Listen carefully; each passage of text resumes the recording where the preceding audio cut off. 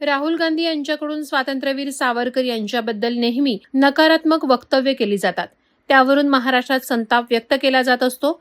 या प्रकरणी पुणे जिल्हा न्यायालयात राहुल गांधी यांच्या विरोधात खटलाही सुरू आहे. आता त्यातच शिवजयंतीला शिवाजी महाराजांना श्रद्धांजली अर्पण करणारं ट्विट करण्यात आलंय. त्यामुळे नवीन वादात राहुल गांधी अडकलेत.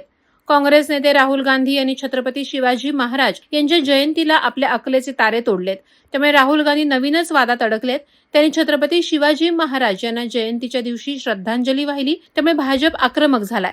अनेक तास उलटून गेले, मात्र राहुल गांधींनी त्यांचं हे ट्विट दुरुस्त अथवा डिलीट केलेलं नाही. राहुल गांधी यांच्या या ट्विटनंतर भाजपनं जोरदार टीका केली आहे. या प्रकरणी भाजपनं राहुल गांधी यांना माफी मागण्याची मागणी केली आहे. अन्यथा कायदेशीर कारवाईचा इशारा दिलाय. छत्रपती शिवाजी महाराज यांना जयंतीच्या दिवशी राहुल गांधी यांनी श्रद्धांजली अर्पण करणारं ट्विट केलंय. त्यानंतर भाजपने म्हटलंय की महाराष्ट्रातील लोकांचा, महापुरुषांचा राहुल गांधी यांच्याकडून सतत अपमान केला जात असतो. जयंतीच्या दिवशी आदरांजली देतात, परंतु राहुल गांधी महाराष्ट्रातील महापुरुषांच्या विषयी कळत नकळत अनादर व्यक्त करतात. त्यातील हा गंभीर प्रकार आहे. त्यांनी हे ट्विट मागे घ्यावं, अन्यथा त्यांना कायदेशीर कारवाईला सामोरं जावं लागेल, असं भाजपानं म्हटलंय. हे आमचे जे काही प्रतिस्पर्धी आणि विरोधक ज्याला आपण म्हणतो, छत्रपती शिवरायांच्या नावाचा वापर फक्त राजकारणासाठी करायचा. केसरकर साहेब, आपल्याला आश्चर्य वाटेल, आज मुद्दामून तुम्ही राहुल गांधीजींचं ट्विट बघा. याला आता चपलानी मारायचं की बुटानी मारायचं हा आता पर्याय. म्हणजे अशा लोकांना हे आपल्या देशाचे नेते म्हणून पाहतायत.